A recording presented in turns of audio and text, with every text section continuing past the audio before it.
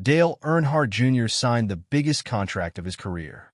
And the one thing everybody expected to come with him never showed up. For 8 straight years, that red number 8 Chevrolet was Budweiser. It wasn't just a sponsor. It was Dale Jr.'s identity. Fans didn't just cheer for Earnhardt. They cheered for the Bud car. So when he agreed to drive for Hendrick Motorsports, one of the biggest teams in NASCAR history, everyone assumed Budweiser was coming along for the ride. It didn't happen, and the reason why is stranger and more corporate than anyone expected. Let's set the stage. In 2007, Dale Earnhardt Jr. made the biggest career decision of his life. He walked away from Dale Earnhardt Incorporated, the team his own father built, the team carrying his family name. He didn't leave because of money. He left because he didn't believe DEI could give him a real shot at a championship.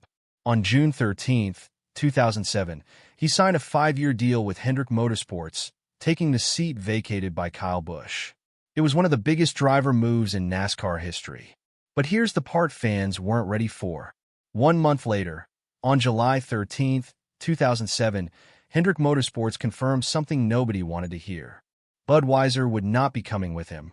To understand why this was such a big deal, you have to understand what Budweiser and the number 8 car meant. Earnhardt drove the red Budweiser Chevrolet from his very first Cup Series race in 1999. That's nearly a decade of history. The Bud car was one of the most recognized paint schemes in the entire sport. It wasn't just merchandise. It was a piece of NASCAR culture. So when word got out that this partnership was ending, it wasn't just a sponsorship story. It felt like the end of an era, and the timing made it worse. Earnhardt was already leaving his father's team. Now he was losing the sponsor that had defined his entire career, all in the same year. So what actually happened? According to Hendrick Motorsports, the issue wasn't personal. It wasn't about performance. It came down to existing sponsorship contracts. Team owner Rick Hendrick released a statement at the time explaining the situation.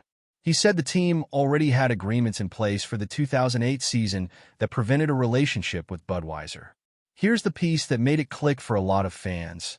Hendrick Motorsports had a long-standing relationship with PepsiCo, and PepsiCo, at the time, was expected to bring a soda brand, reportedly Mountain Dew, onto Earnhardt's new car. Budweiser is alcohol. Pepsi is not. And in the world of major sponsorship contracts, those two brands don't share a car. Beverage sponsors typically demand exclusivity. If Pepsi was funding a chunk of Earnhardt's ride at Hendrick, an alcohol brand on the same car creates a direct conflict. So it wasn't that Budweiser didn't want to follow Dale Jr., it's that Hendrick's own sponsor commitments made it impossible.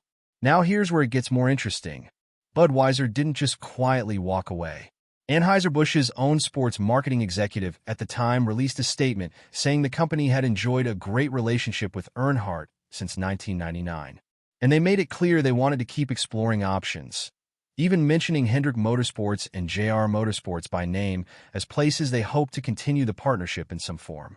In other words, Budweiser wasn't trying to cut ties. They were hoping to find a workaround. It just never came together. Earnhardt himself addressed it directly. He said climbing into that red Budweiser car every weekend had always been something he took pride in. He also said that even though the partnership on track was ending, he'd keep driving for Bud through the rest of that season, and he'd stay loyal to the brand personally. That's a driver who didn't want this split. But business is business. The reaction from the garage was mixed. Some insiders pointed out that Hendrick had history with Budweiser too. Back in 1995, Budweiser had actually sponsored Ken Schrader's car at Hendrick Motorsports. So it wasn't like the two organizations had never worked together. But by 2007, the sponsorship landscape had shifted. Hendrick's deals were locked in years in advance. Multi-year beverage contracts aren't things you can just unwind because a star driver is walking through the door. Fans, understandably, were frustrated. For a lot of them, Dale Jr. without the Bud car felt like watching a completely different driver. The identity of the number 8 was built on red, white, and that iconic Budweiser bowtie logo. NASCAR itself didn't step into the sponsorship dispute. This wasn't a rules issue. It was a private business conflict between two corporations. But the ripple effects hit the entire sponsorship map for 2008. With Budweiser now a free agent, so to speak, they went looking elsewhere in the garage. Reports at the time linked Anheuser-Busch to Hendrick Motorsports, with speculation the brand could land on Casey Kane's car. That deal never fully materialized either. Instead, Budweiser eventually found its new home with Kevin Harvick at Stewart-Haas Racing. That partnership ran from 2008 all the way through 2015, 7 full seasons. It became one of the more successful sponsor relationships of that era, but it was still a very different chapter than the one fans had watched for nearly a decade with Earnhardt. Meanwhile, at Hendrick, Earnhardt eventually moved forward with sponsors like National Guard and Amp Energy carrying his new number 88 car. It worked, but it wasn't Budweiser. And for a lot of longtime fans, that gap never fully closed emotionally. If you were watching NASCAR in 2007, you remember the reaction online and in the stands.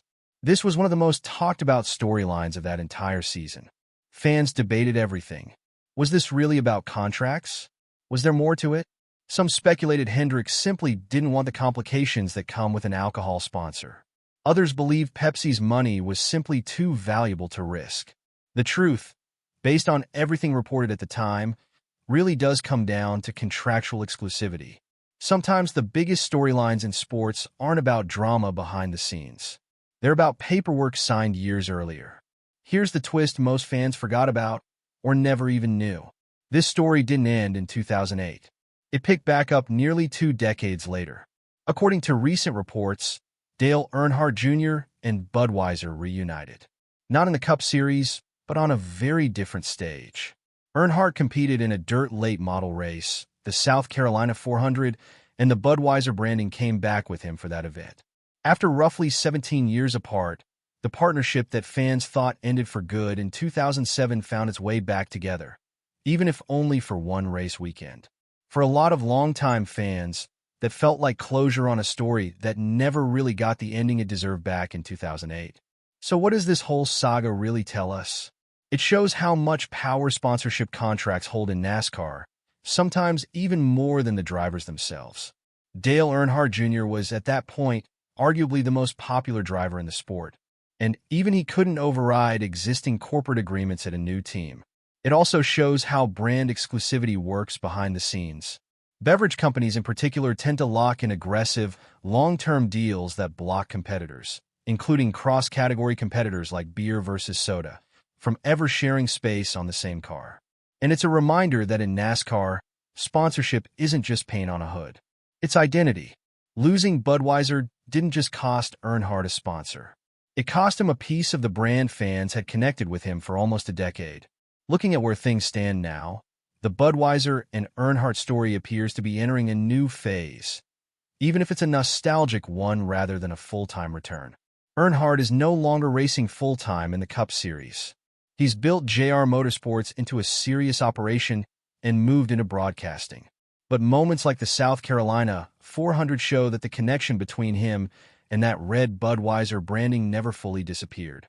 It's not clear whether we'll see more crossover moments like this, but the door is clearly open. For fans who grew up watching the number 8 car, this recent reunion is about as close as it gets to full circle. Here's the prediction. Don't expect Budweiser to return as a full-time NASCAR Cup Series primary sponsor with Dale Jr. behind the wheel. Those days are over. But expect more nostalgia moments like the dirt race reunion, especially as NASCAR continues leaning into its history to draw in longtime fans. The bigger question left hanging is this. If Hendrick's sponsor contracts hadn't blocked Budweiser back in 2007, would that number 8 car identity have carried over to Hendrick? And would Dale Jr.'s legacy at that team look completely different today? We'll never know for sure, but it's one of the biggest what-ifs in modern NASCAR history. If you want more stories like this, the ones that dig into what actually happened behind NASCAR's biggest headlines, hit subscribe so you don't miss the next one.